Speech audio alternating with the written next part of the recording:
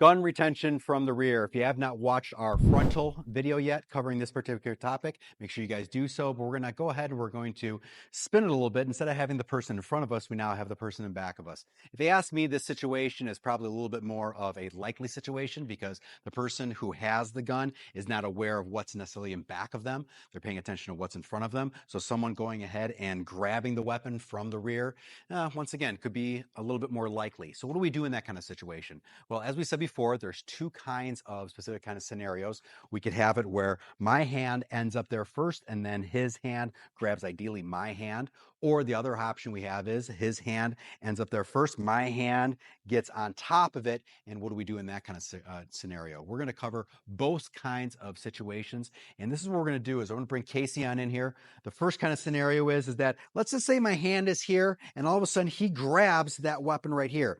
The one thing about these gun retention defenses is that when you have the defense that we have, that is very, very unlikely for him to hold on as I turn on this, because the way that his hand and his joints are torqued is going to bring a lot of pain on him if he continues to hold on. So as I do here is, once I've sensed that this has happened, I turn all the way around and I lock up this arm right here. As you can already see, as I turn, especially if I hack this hand right here, this is going to cause a release. Let's go ahead and cover that one more time. As that goes here, as I turn, as you can see, he can't hold on to a whole lot right here, especially if I throw that on. Now, let's just say that for some reason he does hold on, okay? I'm going to have Casey go ahead, hold on really tight. If you practice this, practice it very, very slowly, because my partner's wrist and fingers are going to be very, very vulnerable. As I do this and he holds on, this is what would conclude.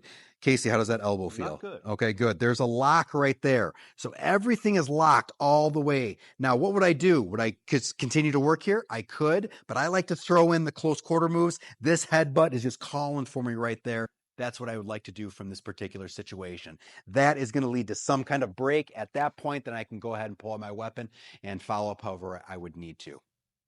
What would you do if you're carrying a firearm and someone comes up behind you and grabs the weapon first? Well, we're going to go ahead and we're going to cover what to do in this particular situation right now.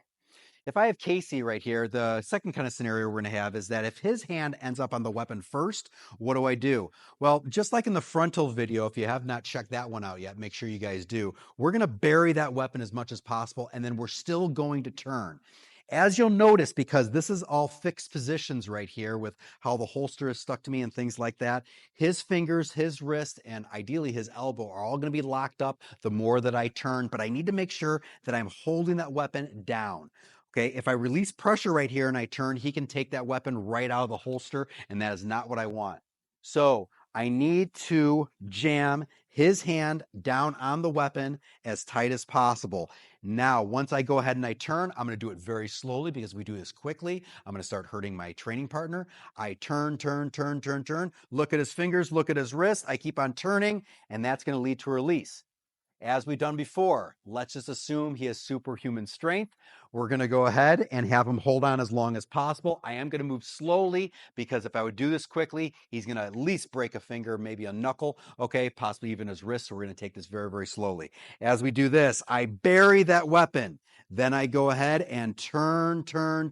Let's say he holds on. He has not broken on off. Now's the time to initiate this arm as I lock up. That usually breaks the hold. Now I can go ahead and withdraw my weapon in a little bit more of a safer format. So that is what we do.